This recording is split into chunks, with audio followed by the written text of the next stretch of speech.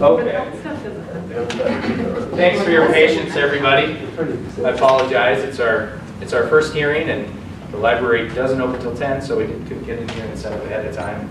So thanks for being patient with us.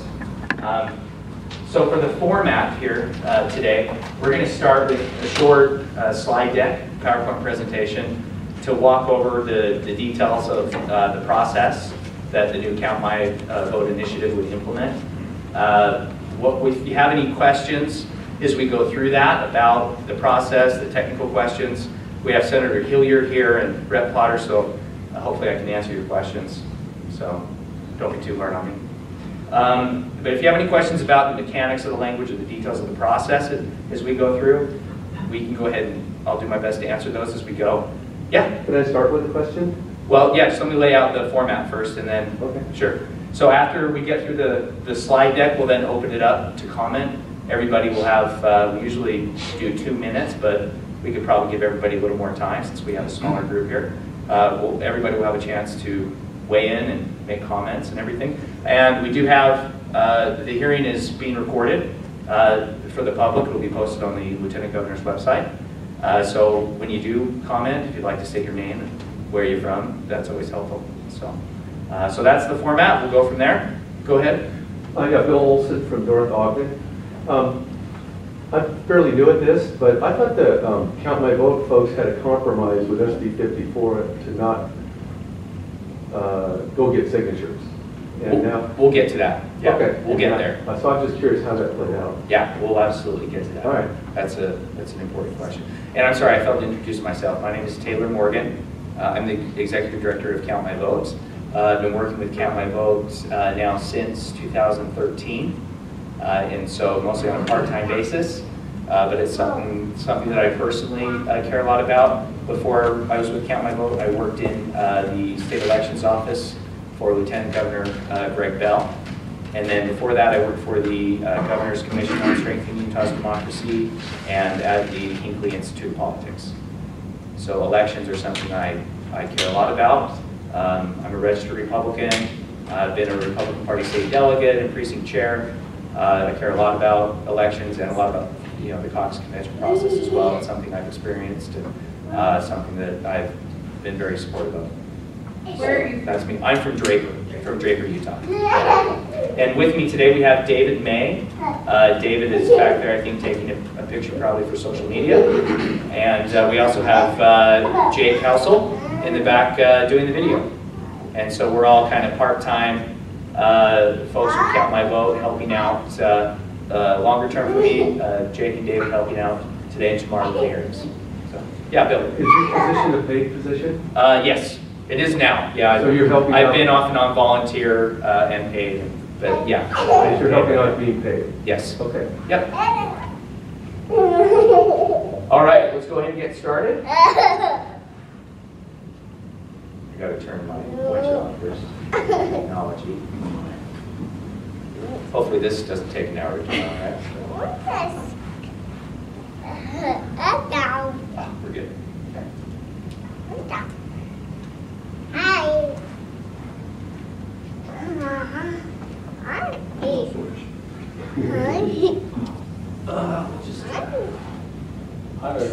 I have a grandchild, I'm sure that works great. I'm telling you, I should be young enough to not have problems with this stuff. But you never know. Let me try this side.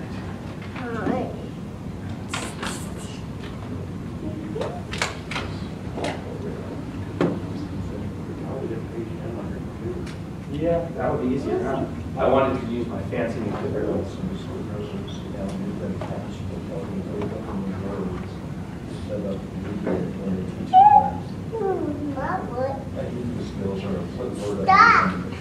Okay.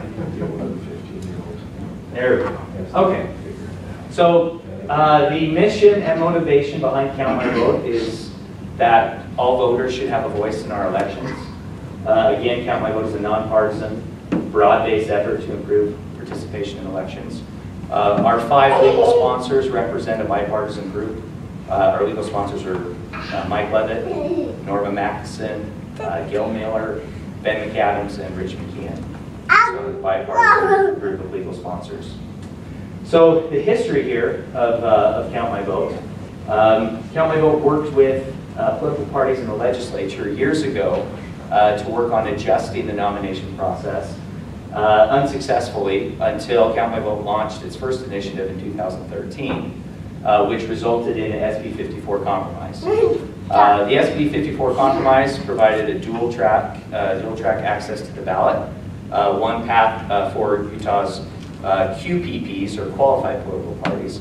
Candidates could access the ballot either through nominating conventions or through gathering signatures to get on the ballot under SB 54. So at this point, Count My Vote has made the decision that the voters of Utah should have the opportunity to make the final decision on what kind of process they want to nominate their candidates.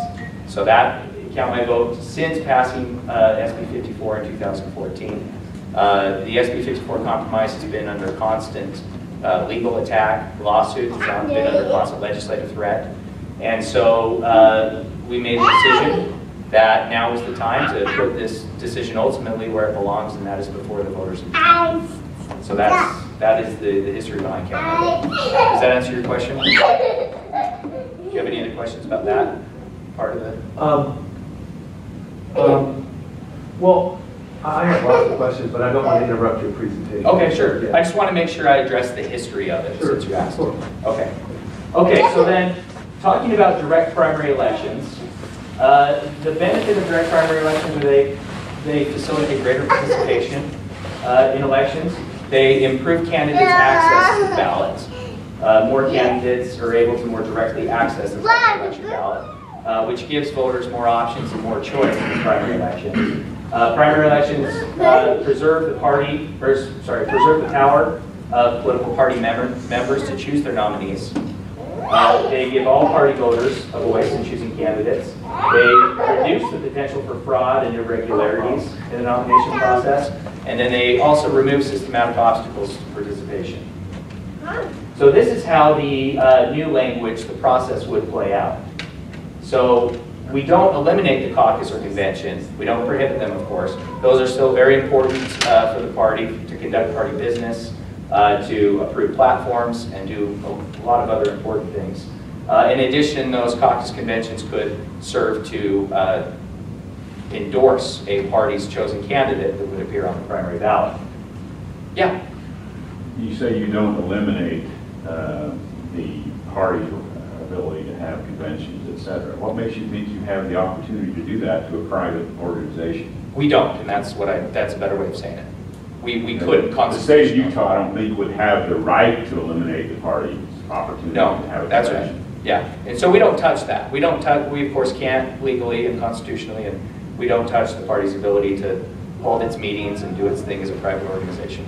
But they're not putting forth a candidate. The ability to put a candidate's name on the ballot now lies directly and exclusively with the party voters, not through the caucus convention process.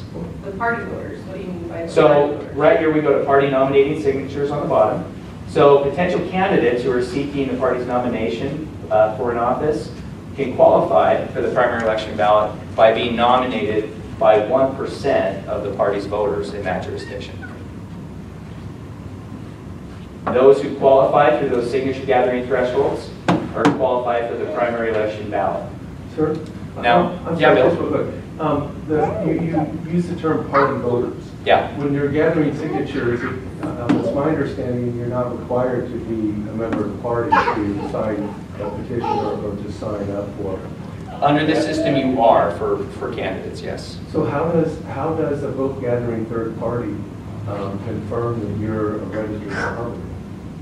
I'm sorry, how does a third-party candidate? No, how does a third party signature gathering? So if I'm organization- gathering, he's saying like, so if I'm going out and gathering signatures. And they from knock you on my and door. you, Yeah. If you knock on my door, how do they verify I'm a registered Republican? I can't speak to a I third can party. answer three Senator ways. Hilliard could. Number one is you go to the county clerk's office and you get the name of every registered Republican, registered Democrat, whatever you want. So you can have lists when you start out. Secondly, you can carry registration lists with you. And if the person isn't sure, they can fill out and register themselves as a Republican. You just have to get that down there before you take your signatures. And third, They all get sent to the lieutenant governor's office, for my office, for the state office. The lieutenant governor's office sends it back to the county clerk, and the county clerk then checks them. And they say, no, they're not registered, they strike the name off. I was anxious to get mine down. As soon as I got over 2,000, I sent mine down, and they came back and said, 1,800 of yours are certified. So then I was able to get the rest of them. I had over 3,000, and they just quit counting when it got to 2,000. So you don't know, but you should know. I mean, my people all have lists and say, on this street, here are your registered Republicans, and you can go get them that way. But if you didn't want to do it, that's totally good. Thank you, Senator, that's helpful. Yes, How sir? many candidates can a person sign for a given office? Yeah, that's a really good point. And do they announce to them how many that is when they're soliciting signatures? It's a good question. So under current SB 54, a voter can only nominate one candidate per race. How is that checked?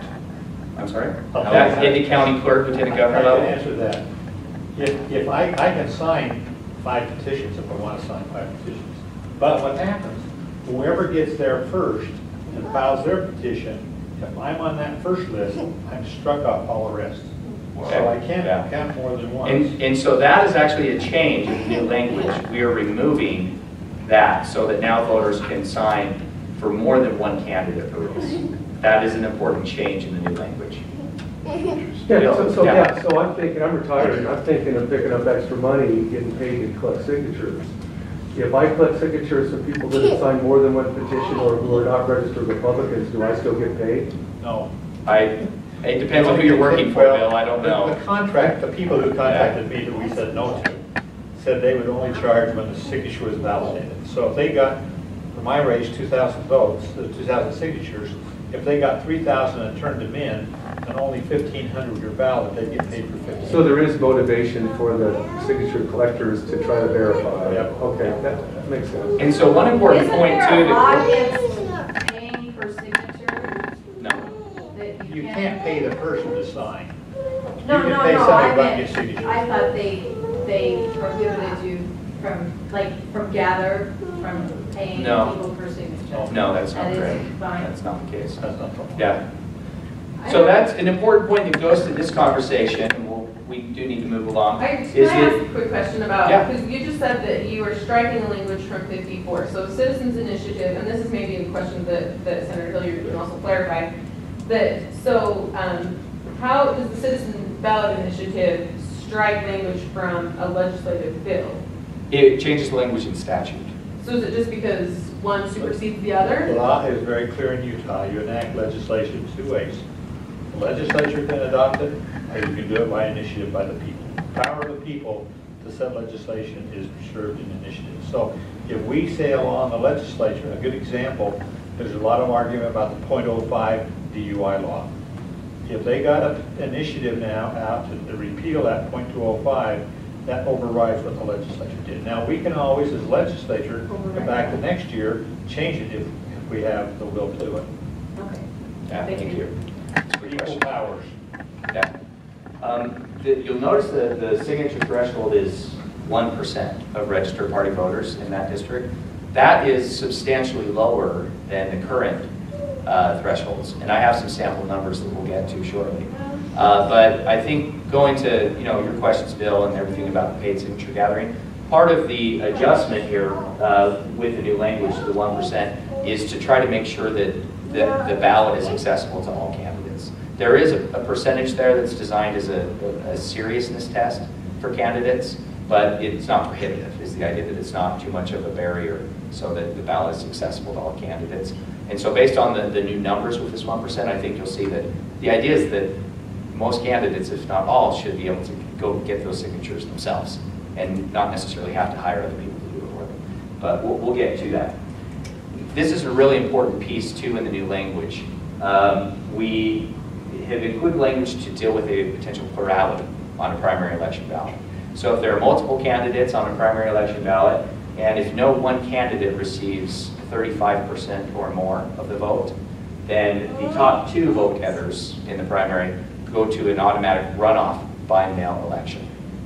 And then whoever wins the majority in that runoff would be the party's nominee for the general election ballot. declare. Are you going to address what that does to the schedule all the way back to January? Yeah, so it adjusts the timeline for candidates. We've moved the declaration period, the signature gathering and start period up to October 1st to give candidates more time to declare candidacy and to start gathering signatures. We needed to do that in order to make sure that for a potential runoff election, we have complied with every potential election date, and there's quite a few because you kick in federal election law and state election law and by mail, and there's a lot of timelines to comply with, and we have to make sure to get each one. If the signature period starts October 1st, when does it end? It ends still in March at the end of the candidacy filing period. So if somebody were to decide in middle of February that they wanted to run, Yeah, they can then file. yes. What about the problem? We in the legislature cannot take campaign contributions during the session. Right. So starting January 22nd, I think this year, until March, about a week before, we can't take any campaign contributions. Correct. I assume somebody running against me, and I'm not up for election in 2 years, but if someone were running against me for my office, they could go out and get all the campaign contributions, anything like that they wanted, and I can't. You haven't changed that? No, we don't touch that. Yeah. It's the same problem we have as the party, where we can't nominate until our caucus, right, or until in March, and so we have the same kind of problem. But I had a quick question. You keep referring to, in the plurality, whoever gets the most signatures, whoever is the party's going. But as I understand it, the Republican Party endorses a candidate from the convention system, not from signatures. Well, I'm talking about party voters. And so that's in the direct primary election process, party nominees are chosen by the broader party But the voters. Republican Party, the state party, endorses the candidate of their choice based on their own internal rules, not. Sure, they're a private organization, they can do whatever they want. They're the Republican Party. Right, but on the ballot, the affiliation as a Republican is under the state administration of the ballot. So you're And saying so that voters- candidate is chosen by the registered party voters. Voters Yeah. registered in a specific party. Yeah, exactly. Yeah, sir? So a person collecting signatures, does they have to declare a party? A candidate? Yeah. I'm sorry. Oh, yeah, all the rules. Okay, then what does it mean to be a signature gathering Republican if they do not have to face anyone regarding their platform, values, beliefs, and principles? I mean, what do they represent? Well, they would still need to be nominated by their own party voters. That's how you qualify for the ballot, by getting signatures. If you're running as a Republican and you want to be on the Republican Party primary, you need to be nominated by 1% of Republicans in the jurisdiction that you're seeking. So you're being nominated by your fellow party voters. You're paying Gather to go gather your signatures. But what does that mean? I mean, they have no accountability to a party. Well, that's a separate discussion that is separate from the So mechanics of how the law Republican means works. nothing but a great big R. It means your party voters have nominated you for the ballot, your fellow Republicans or your fellow Democrats. It's those who've declared themselves, yes. so it'd be Registered party voters, whether yeah. they are or not. Yeah. So what's to stop somebody from just switching and being a Republican, say I'm a Republican, and you're on the Republican ballot, and you're not even really a Republican? Well, you can do that now. You could, I know, but if you're delegates registered, filter that out. if you're registered as a affiliated voter with that party, under current statute, you can file to be a candidate for that party. But only registered Republicans can vote in the primary. Correct. So So we you have to be a don't registered- touch that But your decision. delegates Yeah. can figure it out easier than the Republicans that are just affiliated. and not Again, to be a involved. nominee for a party, you need to be nominated by your fellow party voters. So you want to dilute the vote by having people that don't study that closely? Well, Is that's that right. your intent? No. My intent is to give all party voters in any given party the ability to choose their own candidates. Don't you think that's a natural consequence of this, that it's going to dilute the purity of the Republican position? I don't know. I'm more concerned about giving all party voters a voice. Pretty easy. I mean, you say you've been part of caucus meetings and conventions. I think that process is pretty useful to weed out people who aren't really conservatives. Sure. You I can say have that, very yeah. limited time. I did not mean 11 o'clock. I really would like to hear what the proposal is rather than debate back and Okay. forth Thank you, whether Senator. it's good or bad. Okay, so a couple of key points to highlight again. We're implementing a direct primary election, not an open or a blanket primary. And the difference there is that we keep those primary elections based on political party affiliation. Okay? There's still a primary that is directly based on the Republican Party or the Democratic Party. We are not doing a blanket primary statewide, if that makes sense. They will remain as they are now, that they are party-based direct primaries. And again, we're only impacting partisan primary elections, which means we would not impact municipal races. We're impacting county elections, statewide, and legislative elections, and federal elections. So again, Utah's parties will be free to choose to hold open or closed primaries. And that will not affect the signature numbers, as the only voters qualified to sign to nominate a candidate are registered party voters. Unaffiliated voters are not able to sign to nominate a candidate for any political party. Claire? Is there a new provision here that tells parties that they have to accept members based on the member's affiliation? No, we don't touch that. Okay, that was part of the discussion. I didn't know if it made it or not. Yeah, I know that was brought up in the lawsuit So as parties well. can still choose their members. The members can't force themselves on a party. Is that right? I don't know. Language. In terms of voter affiliation and whatnot, I'm not sure how that works, Claire, to be honest, and I'm not able to speak to that. That's You're not probably changing anything. Oh, yeah, no, we're not. Yeah, that's a good question. Okay. Let's see. I know I've hit on many of these things here. Again, candidates can only be nominated by voters who are affiliated with the candidate's same political party and reside in that jurisdiction. Let's see. Again, the idea behind the 1% threshold is to limit non-serious candidates, but to not have too high of a barrier for any candidate to get on the ballot. That threshold is level and is equal for all political parties. Again, voters are able to nominate more than one candidate in any race. Real quick, the 1% threshold, Yes. that's based on the number of registered Yeah. Republicans in that district? Exactly, the number of registered party voters in that district or jurisdiction. Yeah, and I have some sample numbers that I think will be helpful here in a minute. Let's see if Senator? I understand. I know in my district, I have about 35,000 registered Republicans. Yes, So I would have to get 350 signatures, not the current 2,000. correct, correct. If I have a Democratic opponent who wants to run, Yeah. their signatures, I would assume there's maybe 20,000, I would say more like 15,000 registered Democrats. Probably fewer. So, In your district. 15, less than half of my number, Yeah. they could get on the ballot with 150 signatures. Or, yeah, of correct. registered Democrats. Yeah, that's right, yeah. And I'll show you some samples here that So will be this, helpful. so this is changing the current numbers that are like on the SB 54, like. Yeah, under the QPP path, the current signature thresholds, statewide is 28,000.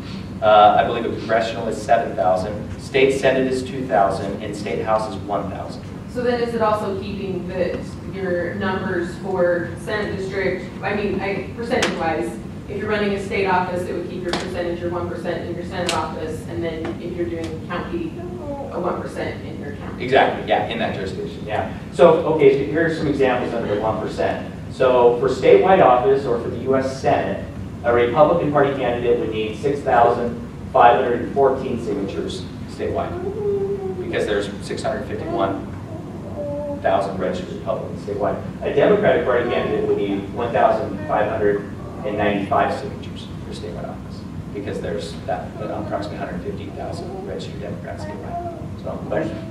Statewide, would you expect statewide candidates to go door to door statewide, or would you expect them to contract with gathering companies for them? I think that's probably up to them. I mean, I think the idea here is with these thresholds that, yeah, I mean, it's certainly not easy as a candidate to go and get 6,500 signatures statewide, but at the same time, if you're a serious candidate for governor for the United States Senate, I would certainly think that you'd be able to go out yourself in your own campaign to go collect those signatures. I think that's very doable. So does the county thing still stay in place, that it has to be the 26 of the 20, or the? No, that's for initiatives, not candidates. Okay. Yeah, Bill? Yeah, so Is there a geographic requirement in terms of collecting those 6,500, or could they go to Iron County? For statewide office? Yeah, for statewide office. No, those can come from registered party voters anywhere in the So state. one. They could just Because, get them all in Salt Lake. well, it's based on registered party voters throughout the state. No, I was just So- wondering if there was some sort of equal treatment with respect to, pockets of large amounts of Republicans sending candidates, to the state election every year from the same geography, that's all. If it's not addressed, it's not. I mean, there are 651,000 registered Republicans in Utah, and so as a candidate, you can get 1% from anywhere in the state. So, yeah, that's up to the candidate. Doing the same thing with initiatives where you got to get multiple counties. So, That's the initiative. well, and as it is really now, the disenfranchises the smaller 28, counties. the 28,000 signature threshold now statewide doesn't have the geographic distribution component. That's just statewide, right? We're not touching that. So, Right. So Yeah. you, because I know that your Senate district encompasses Rich County as well as Cache, so you don't necessarily have to go to Cache to get, or to Rich to get signatures currently. Correct. I did, but I didn't have to. Right, yeah, well, yeah.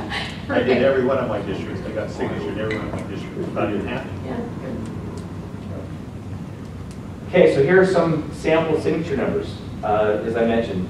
So you can see the first column is the jurisdiction. I have some sample jurisdictions there. I should have put Senator Hilliard's there.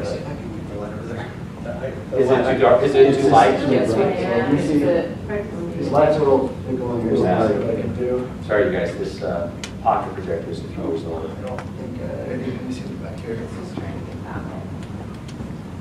Just hit them off, David. Is that light not go off? I just gave a shot. They're emergency lights. I'm sorry. Can you see that okay? Do you want that? What if I just twisted this a little to that side? Oh, there you go. Thank you. Is that better? Yes. Yes. Problem solved. Okay, so here are the jurisdictions. The second column is the number of registered voters in that jurisdiction. And then we have the number of registered Republicans, the 1% number threshold for signatures, and then the same for the Democrats. So for the 4th Congressional District, for example, which is Salt Lake, Juab, Sanpete, and Utah counties, there are 144,000 registered Republicans. So a candidate would be required to get 1,438 signatures to get on the ballot. And so it's considerably lower than the current 7,000 threshold. But the issue with the current number of thresholds, the important thing to know there is that those signature thresholds are so high that they would be unconstitutionally high if it weren't for the alternate caucus convention path to the ballot under SB 54. Higher numbers were taken as a compromise because we thought that any registered voter could sign. Yes. The district court. That's the court correct. said, That's true. Yes. good No, point. if you close your primary, they have to be registered Republican. Yeah. So I know my figure was that 2,000 represent 8.8% of the registered Republicans in my district. Okay, so the courts have determined that anything above about 5% of affiliated voters is constitutionally a problem with access to the ballot. Surrounding states also have direct primary elections, and their thresholds are anywhere from 1% to about 4%. So we feel like 1% is a good place to be in terms of candidate access to the ballot and in terms of giving voters options with candidates on the ballot. Bill? Yeah, so I see the point of access to the ballot. What happens in these smaller rural areas where 23 signatures are required and you get 42 candidates? How do you guys address that situation? With the plurality provision, so that if anyone can. Same person can sign 5 petitions. No, my point is if you have 40 candidates with each of 23 signatures, with all unique signatures, now you have a whole mess of candidates. How do you address that from an election? They take the top 2 and do a runoff vote. Oh, the top 2. Yeah, that's that 35%. Okay, so then it becomes yeah. no longer just 23 to qualify, it becomes whoever has the most.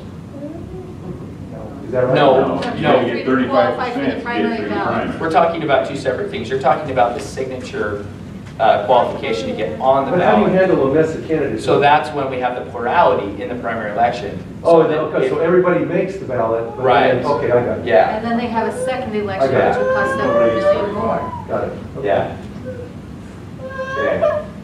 Yes, sir. Do you have any concern about the fact that if I want to participate in any election, I can go to the county clerk's register, and then after the primary register back to, we're talking about engagement and involvement. You're saying it's increased. Do you have any concern about this existing situation where I can switch my party affiliation rather than staying from the primary through the general as a registered party person through that cycle? I see some manipulation, could be, especially where smaller numbers are required. Sherry Swenson said in the 3rd district, she had, I think, only 50 in all of Salt Lake County who went in and did that. Only 50 people out of all of 100 placing on that election in the 3rd district. Was that before the election of the Chaffetz, or how many had changed before that?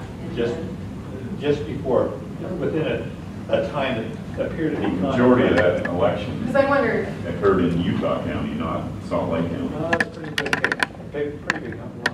Some of that.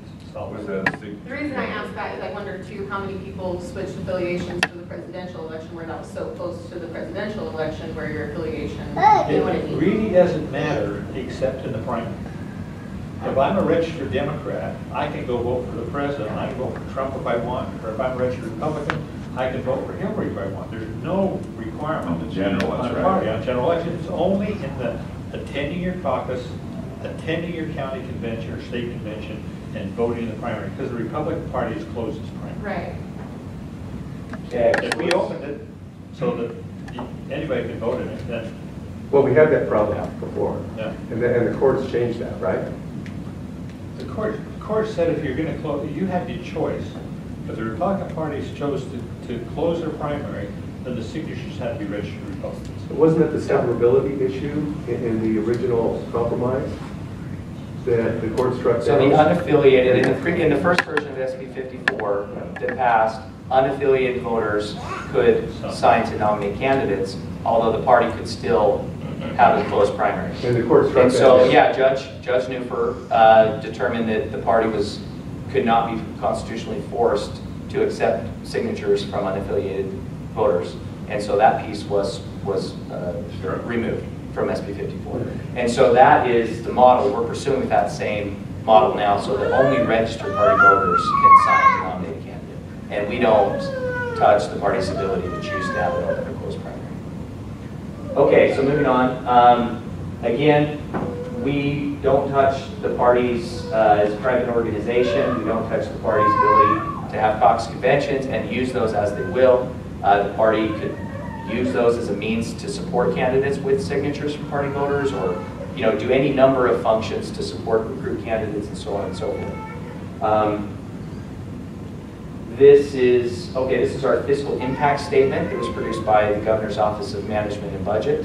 It's also available online at elections.utah.gov, and it's on our website, the front page of our website, countmyvoteutah.org. So the Governor's Office of Management and Budget estimates that our initiative could result in a fiscal expense of up to $3.35 million every 2 years. And that is based on the state estimates that it costs them approximately $2.9 million to administer an election cycle. So, for example, a statewide by-mail election to all party voters is estimated to cost them about $2.9 million. And so in our scenario, potentially, in a not a worst case, because I wouldn't say worst case, I would say in a scenario where we had to do a runoff election in every single primary statewide, this is what the cost would be, $3.35. So we kind of have to estimate. County elections, what's the fiscal impact on That the includes counties? this too. It includes that. It includes all county elections, all statewide, all races. The total cost could be up to $3.35 every 2 years. Unless the voter behavior changes. Right, and it says there, it says that cost includes, about $40,000 more for signature verification by the Lieutenant Governor's Office and county clerks. And then, that's $50,000. Additional primary elections of up to $40,000, and candidate and voter behavior could change those estimates. And then the cost of posting information regarding the initiative in newspapers and printing pages of the voter information pamphlets would be $30,000 in one-time funds. Do you have an increase in cost per county or just? I don't know, that's just what GOMP gave us. I don't know, they just gave us a letter, this is literally copied and pasted, so I don't know how they came to that estimate exactly. But yeah, Bill? Can I ask the Senator a question? Is the legislature okay with increased costs in this kind of thing in terms of running more and more elections? Primary elections should be done by parties. Spend any money. We don't like to spend any money. No, I know, of course. No, I'm just wondering. What, we really have no choice. If the voters vote this in, then we'll have to. Then you find the money. Okay. See, that's the real, one of the real issues you have, is while you can argue the Republican Party is a separate entity, power unto itself, then if that's really true, then we ought to pay for the primary election. So in that case, my biggest concern is a court decision. If it comes down and says, yes, you are, and says, okay, you got to come up now with a 3.8, 2.9 as a party. Because it's no longer a state expense. State expense for the general election. And if you had then primaries for 2 Democrats for governor and 2 Republicans for governor, then you can argue maybe, but if it's only one. Well, sir, we can solve that problem with the caucus convention system because we get one candidate. But Then not you would always, be paying- not always. If you change the threshold to a simple majority, Well, I mean, there's a lot to be done before we pay for a primary, is my point. but neither this nor Senate Bill 54 allows the party that choice. Okay, so that wraps up the PowerPoint, the slide deck. You can view the full text of our legal language on our website, countmyvoteutah.org. Also the state elections website, elections.utah.gov. If you have any, further questions, my email address is right there. Certainly happy to, be in touch going forward. So right now, so I know we have some hands up and questions. What we'll do now is we'll move to your comment time. And so what we'll do is we'll give everybody 3 minutes to make a comment on the record on the public. We have the camera back here, so let's, Jake, if you want to turn on the lights. And I'm not sure however everybody wants to have it. If you want to come up to speak up front and state your name, that might be best, so we have the camera back here, we can get you on camera. Or if you'd be more comfortable sitting, that's okay too, whatever you prefer. So David has, sorry? Is this PowerPoint available someplace online? It will be, yeah. I haven't posted it yet. We'll put that on our website as well. Information that we can absorb. Yeah, I'll put it on our website, sure. So David has a timer, I believe. You have a 3-minute timer? 3 minutes. Okay, perfect. So whoever would like to start first, if you want to, again, state your name and where you're from for the record, that would be helpful. Okay. My name is Jamie Munz. I am the Vice Chair of Box Elder County Party. I'm not speaking on behalf of the county party, just on behalf of myself. I have been a ledge chair before, or a ledge vice chair in a legislative district that covers from the border of Cache to the border of Idaho to the border of North Brigham to the border of Nevada. So I have covered a very large area of voting population in the state, in rural area. So by law, Count My Vote initiative only had to have meetings in 7 regions, I believe. And notice they had it here in Cache County. Because by law, they weren't required to go to Box Elder County or Rich County to hold their meetings. Cache District, or Cache Valley, currently encompasses 2 Senate districts. And as Senator Hilliard pointed out earlier, I appreciate that, Senator Hilliard, that you are willing to go to your rural district that you represent in Cache, or in Rich, as not just stay here in Cache. But this initiative doesn't guarantee that those candidates that are running are going to visit. They don't have to visit Box Elder County, Tooele County, Rich County. And this initiative is based on making everybody's vote count. What about my vote as a Box Elder County resident? We have a representative republic form of government. And the reason for that is to equalize the populous vote against the less populated vote and give everybody an equal say. This, going to a direct democracy, it does eliminate my voice. I believe that the caucus convention system at least allows me the opportunity to have my neighbors put forth a representative to be able to represent the views, and gives access. You have to, as a candidate, come to me and talk to me and come into my county. So as a rural county resident, this really, this new initiative really bothers me, and on behalf of my neighbors as well, that it is diminishing the rural vote. It's giving them less of a voice and making them more obsolete to candidates. And I think that's where I'm at. Let me take some time because I have to go. My name is Lyle Higger. I'm the state senator here from Logan, and I was really involved in drafting the initiative changes that require these meetings to be held, and require that you get the vote for the signatures in, I think, 26, 29 districts. Now, I did that not to be a stumbling block, as people generally say, but as to create a process, much like the legislative process when you pass bills. I hate the initiative process because you have no legislative intent. We have no idea what these people meant when they drafted this. I draft lots of legislation. I've done that over the years as a lawyer. I do it for the staff. I help staff. And I don't know how smart you think you are. You get in a public meeting and somebody will stand up and say, did you think of this?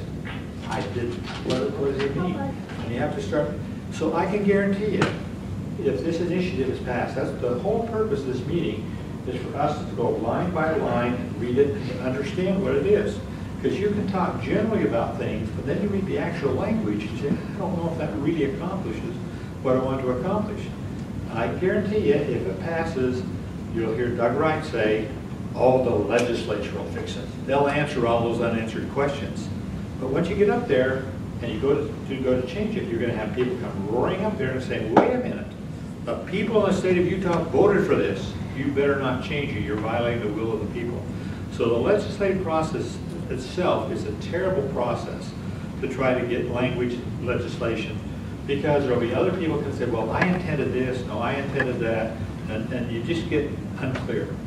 And I felt that we felt to do an initiative to put something on a ballot, have the same power as the legislature, yet at least go through the committee process, the votings, the amendments. It's hard to pass bills in the legislature because of that process. So I say that. Now, you've solved some of my concerns. I was so upset when I filed my name to go by petition. I wanted to do it to see how it worked. I was going through the convention. We did that anyway. And I want to see how it worked. I was called immediately by somebody who says, Senator, I'll go and get your signatures for you. It only costs you $6 a signature. I said, now, wait a minute. Well, so there is an opportunity. That's $12,000. Yeah. I never paid more than $4,000 for any total race. And I would have to pay $12,000 to get my name on the signature. So maybe 8.8% is too high. Maybe it ought to be 5%. But I think 1% is way too low. You're going to have everybody out there filing. So when you go to the primary election, all you're going to know about them is the flyer you got. And I can tell you, I've been to enough debates when there's 8 or 9 candidates. Everybody gets about 2 minutes, just like this, and you don't find out anything about them all. I would dare anyone here from Logan City to tell me who really is running for the city council, because most people don't know who the names are. They have not much to do with them. So that really, I think, violates. My time's up. Sorry. That's the problem with this whole process. I could give you another 20 things, but I just tell you, that's the problem with the process. And when you vote for any initiative, you're losing the control of really being able to watch it down the line. Thanks. Look at the next meeting. Thank you. I'll go. You sure? Thank you, Senator.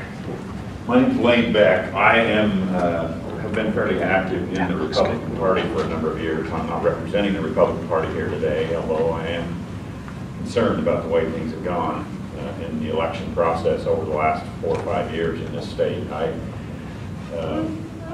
I don't know if most Utahns realize what kind of a jewel we have had in the past with the convention system that this state has had, because quite frankly, in my view, it is the last vestige of the original republic that the founders gave us. In the only state in the Union that had it. And quite frankly, the legislature and the Count My Vote group in the past, in 2014, destroyed that, in my view. Okay. There is a bit of a vestige still available to the parties, in that they can still have their convention and they can still put a candidate on the ballot, on a primary ballot, but it's meaningless because anyone can go gather signatures and just ignore the convention. Or quite frankly, a candidate can go do both and still ignore the convention, which is demonstrated happened in the 3rd district this year. That candidate that came through the primary ignored the convention, got 9% in the convention, and ended up getting on the ballot, and through the, in my view, a split of the conservative vote with the other candidates that were on the primary ballot, made it through with a minority of Republican voters. So, a couple of issues that I think are concerned with this initiative that will be even more pronounced if this initiative becomes law. One is money in the election process. The only way you're going to win with this kind of a process is if you have thousands and thousands of dollars. Now yes, it'll be easier for you to get your name on the primary ballot, but now you've got to communicate, in Lyle Hilliard's case, with 30,000 registered Republicans. How do you do that? It takes money, folks, big money. And it's the same with Val Potter. Val Potter, how many do you have? How many registered Republicans in your district? Do you know? About 25,000.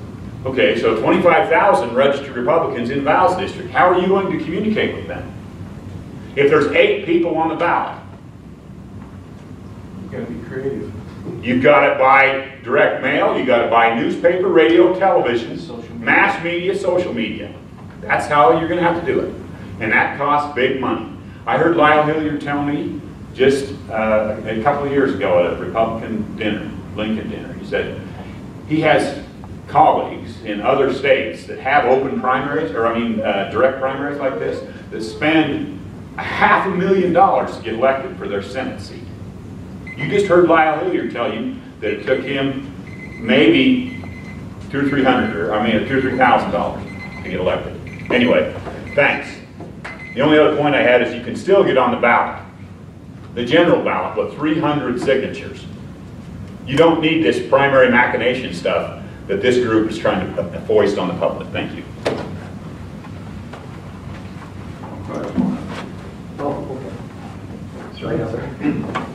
I'll go next after Lane. So I want to agree with him on most everything, but I do want to disagree on one thing. I'm Claire Ellis from Providence.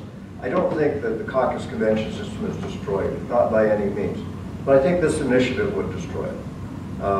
The results in 2016 were that the convention candidates performed very well, and the signature candidates didn't do too well. We saw that change in Congressional District 3. But I think this is much more threatening to the convention system. As the flow chart showed, it closes one path to the ballot for candidates. Utah's had conventions for, what, 70 years or something, and we've nominated excellent representatives, senators, congressmen, county commissioners through that system. This slams the door on that. And I challenge the Count My Vote sponsors to show the public benefit of closing the door to the ballot to convention or political parties and their convention candidates. It would have closed the door on some very good candidates over the years. And I don't see a public need for that. It seems entirely negative. It seems contrary to the namesake of Count My Vote to make ballot access one track rather than 2 different options, which we have now. I saw this flyer. It shows 3 lanes of freeway traffic converging into 1. We know what happens then. We don't like it, and I think it's a similar analogy here. Another concern I have is we always talk about this in the context of the U.S. Senate or the governor's race or something, but this brings it all the way down to the level of the county commissioner, a county clerk, a county recorder, who's going to have to go out county-wide now and gather signatures. They won't have the option, as they've done for 70 years, to be nominated by their neighbors in that through a caucus and convention system, but they'll have to pay or gather signatures. And I know I was Republican or party county chair for a while. It's very hard sometimes to recruit candidates for those positions. It's a difficult process. It's a thankless job and difficult process. County council members are paid a token that pays for parking and maybe a little bit on the side. But to ask them now to to close off the convention process, make them gather signatures, is going to make recruiting candidates harder. And that doesn't help the political process to have fewer good candidates. So I just don't see a need. It seems a little vindictive, really, a poke in the eye of political parties to slam the door on their conventions when we already have a signature path. And if the legislature wants to change the thresholds 1% or whatever, they can do that. But I had those 2 points, then. Thank you. Hi there, I'm Bill Olson, and I'm involved with the Republican Party, but I'm here as a Republican today, just as a voter. You know, states have the obligation to conduct elections so that their citizens can vote their representatives and who they want to represent them. And I think political parties have an obligation to vet candidates to put into those elections. And I don't think the political parties ought to tell states how to run elections. I don't think states ought to tell political parties how to vet their candidates. If the state of Utah doesn't want to fund a primary election, then legislate it. We as political parties will figure out how to deal with it in our caucus convention system. It's that simple. Run the general election and we'll take care of the rest. We don't need outside special interest groups commiserating with the state legislature to what I believe violate the assembly and free speech rights of a private organization. This whole thing has just gotten out of hand. It's over? Oh, yeah, you have 2 minutes left. Okay. So it's gotten out of hand. The bottom line is, if there's a problem somewhere, the legislature can defund primary elections. Let the political parties do what they need to do, but we'll do that through caucus convention, and we'll get a candidate that's endorsed by the state Republican Party, not by signatures of people that may be affiliated with the Republican Party. And I agree with what Lane said, that this is a republic. I don't want to go to a democracy. But anyway, that's my opinion, and I think folks ought to think about that. Thank you. Dave Spackman from Tremont. I agree that the 1% threshold is way too low. It's going to be extremely chaotic. And let me tell you, many years ago, I ran against a state representative who was the Speaker of the House. He was very popular. I thought no one was challenging him, hadn't challenged him for like 3 election cycles, and I was like, dude, is this how our democracy, our republic is supposed to work? So I said, what the heck? I'm gonna go challenge this guy. I had low expectations of knocking him out, 60% vote, but hey, why not? But I learned some things out of that, and it was very clear to me, the only chance I had as a common public citizen with limited funds was in the convention process. If I got in a primary with him who had all of his signs already blocked from previous elections, who had donors lined up from multiple years, the only chance I had of realistically challenging him was in the caucus convention system. Essentially, this whole thing is just neuters the party. And there are good reasons we have parties. And I want to point out, there is no barrier today, none, no barrier for any citizen living in this state to participate. There's no barrier for them to showing up at a caucus meeting. There's no barrier for them to get their neighbors to come and get them elected as a delegate and going to a convention and impacting that convention. There are no barriers today, none. The only barrier is people's unwillingness to go engage. And honestly, if those people aren't willing to put forth some effort, I have the opinion they don't deserve that much influence on the system. I think the better solution is what Jim Bennett's done. Go start a new party. If you don't like the Republican Party and you don't like what the Republicans and Democrats are doing, start a party. Make it the middle ground party or whatever you want to call it. But this whole initiative, this is not good for the state, period.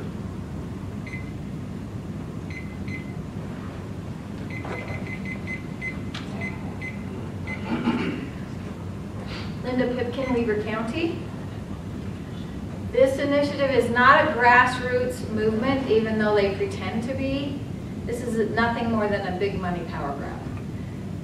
Our candidates will have to pay a lot more for their campaigns now. And so it makes it so these big money people can get their candidates in, because you'll have to buy the expensive commercials, expensive ads, the expensive billboards. Go through 2 primaries. And go through 2 primaries. Our parties each have a platform, and the Republican platform, it's a really good platform, and when people vote for people that are Republicans, they assume that they support this platform. But under this initiative, our candidates just have to say I'm a Republican. They don't really have to support our platform. And I'm hoping that you guys will be more honest on your signature gathering this time, because last time I came across a cute little gal trying to get me to sign her petition, and she told me that the delegates do everything. They decide whether the money goes to parks or to school lunches, and I just pretended I was ignorant, and I kept asking her questions. She kept lying to me. I would say, well, how many of these delegates are there? Oh, it varies from county to county, but about 10 to 15. Well, in my county, we have 650 county delegates and 282 state delegates. So I guess 10 to 15 is close, right? And I say, well, how do you get to be a delegate? Oh, you go to these caucus meetings, but it's the old delegates that vote for who the new delegates are going to be, and they just vote themselves in. So your signature gatherers last time were very dishonest, and I hope you will require them to be more honest this time. I talked to somebody that he made it to a primary ballot with $350, and that was a congressional ballot. So that's under the caucus convention system. You guys are going to annihilate anybody with little money in favor of people with big money or big money backing or big names. And that is not right.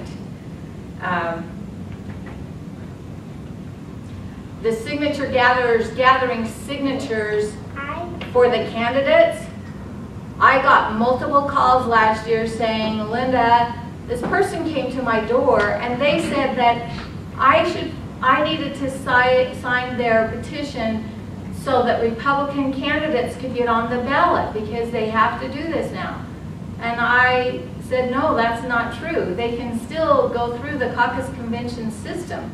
They don't have to get your signature to get their name on the ballot. So even the people gathering signatures for the candidates were very deceitful in the way they represented themselves. In fact, the first thing they said is, I'm from the Republican Party, and I need your signature on this. They're not from the Republican Party. It's very dishonest. This whole thing is very dishonest.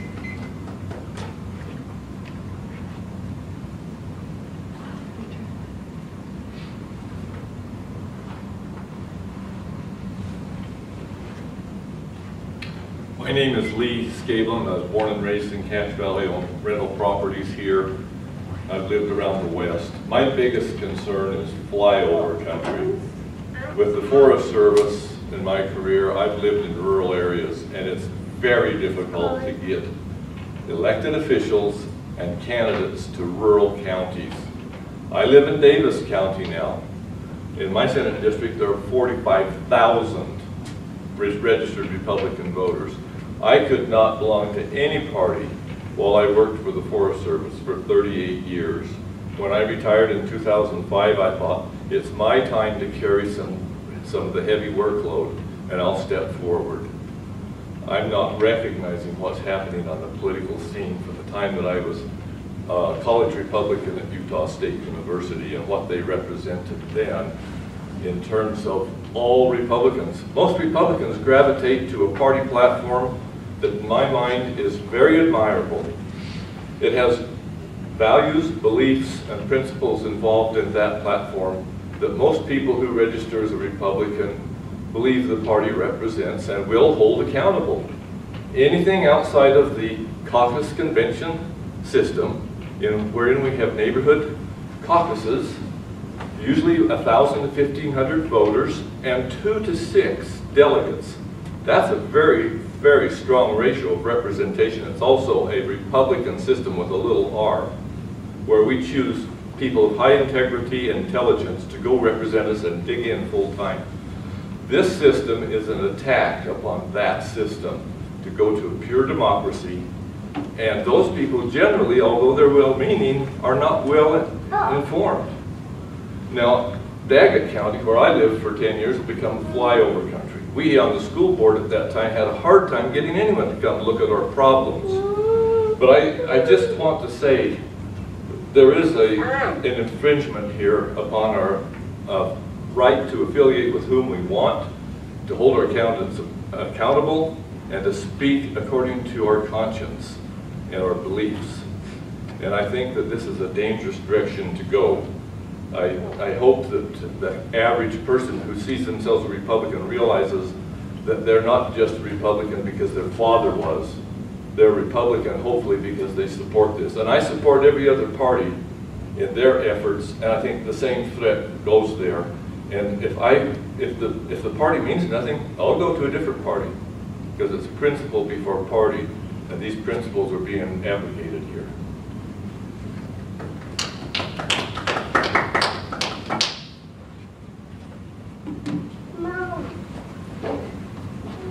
Okay, my name is Pamela Budge, and I'm from Cache County, and I'm just a regular person. The most involvement I had in the party that I chose was I went to caucus meetings and voted. But a couple of years ago, I decided I felt like I could kind of take the step to be a delegate, and so I went to my neighbors and kind of talked to them. There was about 15 of us, and talked to them why I wanted to represent them as a delegate.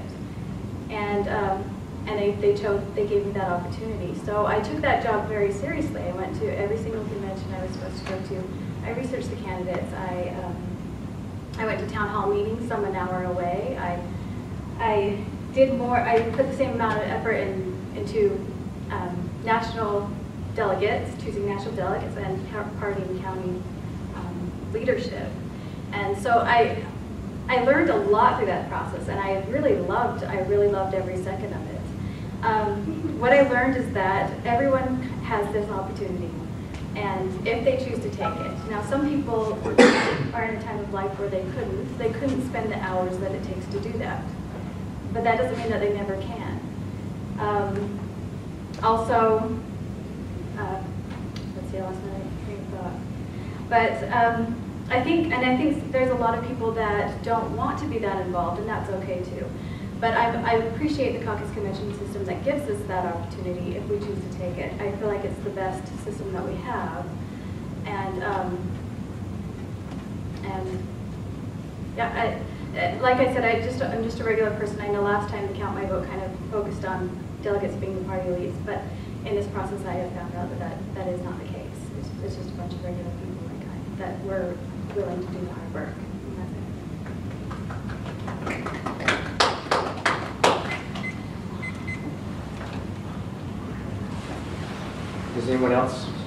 Would anyone else like to make public comment?